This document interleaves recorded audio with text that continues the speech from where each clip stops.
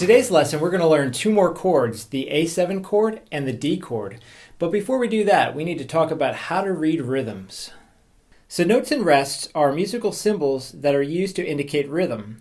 And rhythm simply refers to the duration or time value given to a note or rest. A quarter note and rest generally represent the basic beat in music. Here we have a quarter note which is held for one beat. To the right of the quarter note is a quarter rest. And a rest is a period of silence in music, and so the quarter rest gets one beat of silence. Next we have a half note, which is held for two beats. Notice that this looks similar to the quarter note except it has a hollowed out head. And to the right of the half note is the half rest, which gets two beats of silence. This is a whole note, which is held for four beats. This looks like the half note except it doesn't have a stem. And finally, here's a whole rest, which gets four beats of silence. Okay, now we'll move on to rhythm slashes, which are used primarily to notate repeating rhythm patterns. The slash is most often used to notate rhythm guitar parts, and we'll be using these as we learn different strum patterns. Okay, so we'll be writing these slashes on the staff, which is made up of 5 lines and 4 spaces. The vertical lines are called bar lines, and they split up the staff into measures. Now the two numbers that are stacked one on top of another at the beginning of the staff is called a time signature. And the top number tells us that there are 4 beats per measure, and the bottom number is most usually a 4, which tells us that the quarter note gets 1 beat. In the first measure, we have a whole note rhythm slash, which means we'd hold for 4 beats. In the second measure, we have what we call a dotted half note slash, so we'd hold the chord out for 3 beats, and as you can see, we have a quarter rest on beat 4. In the third measure, you'll see the half note slashes, which are held for 2 beats each.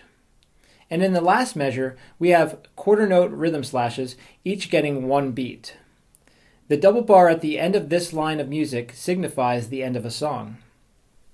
Okay, so as you can see now, we have a chord name written above the whole note rhythm slash in measure 1.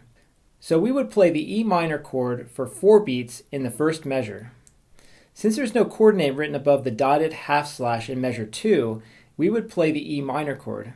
In fact, we'd play the E minor chord for this entire line. If another chord name were written above any of those rhythm slashes, then we would switch to that particular chord, but in this example, we only have an E minor chord. And I do want to point out at the beginning of the staff, right before the time signature, we have what we call a treble clef sign. Now, guitar notation uses the treble clef sign to indicate which notes are on the lines and spaces, though it is also used when rhythm slashes are present.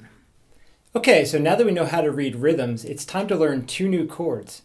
So if you remember from last lesson, we had the A sus2, so we'll start there, and then we'll just drop down the second finger to the 2nd fret of the 2nd string.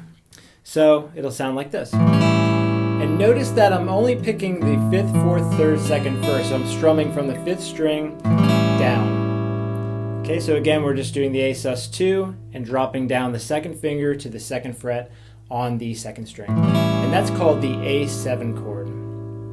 Now from the A7 chord, we could just drop both fingers down, 1 string each. So now the first finger is on the 2nd fret of the 3rd string. The second finger is on the 2nd fret of the 1st string. And if we take the 3rd finger and put it on the 3rd fret of the 2nd string, now we have created a D chord, or a D major. And with this one, we're going to strum from the 4th string down, like so. So that's the D major. Now, one main pitfall I've found with this particular chord is that a lot of people accidentally touch the 1st string with the back of the 3rd finger, like this. So you get that muted sound. So you want to rotate the fingers just a little bit more, making sure that the 3rd finger doesn't touch the 1st string at all. Each finger only wants to touch the string that it's supposed to be touching. So just be very careful. Now, if you're having any issues with the D chord, we could temporarily substitute the D with the D6. So the D6 looks very much like that A7 that we talked about. It's just everything's moved down 1 string, and we don't put the 3rd finger down. So it's open 4th string, 2nd fret of the 3rd, open 2nd string, and 2nd fret of the 1st string. So that's the D6 chord. All right, so we want to do the strum, pick strum technique that we talked about in the last lesson for both of these chords. So you want to strum the chord, strum the A7, and then pick the individual notes, making sure they're all clear, and then strum again. And then you can take your fingers off and repeat the process over again. And you can do the same thing for the D chord or the D6 if you decide to use the substitute for now. And you just strum and then pick individual notes, making sure they're all clear, and strum. All right, so make sure you practice those a whole lot because it's very important that you have these chords under your fingers. You don't have to strive for absolute perfection when working on these chords, but you want to make sure that they're at least really clear. And then eventually over time, you'll be able to put the chords down and they'll be clear every single time. All right, I think it's time to work on our first chord progression. So we'll utilize that E minor chord we talked about last time. So we'll play an E minor chord, and then instead of switching to the A sus2 like we did in the last lesson, we'll switch to the A7 chord. So that's going to take a little bit of back and forth repetition practice, like E minor, A7. And then from there, we're going to go to the D chord, or the D6 if you decide to substitute. So it'll be E minor, A7, and D. And now what we'll do, we'll use the rhythms that we talked about. We'll do half note strums for the E minor chord and the A7 chord, and then a whole note strum for the D chord. So it'll sound like this. 1, 2, 3, 4. 1, 2, 3, 4. 1, 2, 3, 4.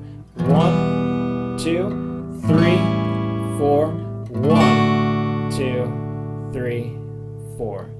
Okay, so that's our first progression using half note strums for the E minor and the A7, and then a whole note strum for the D chord.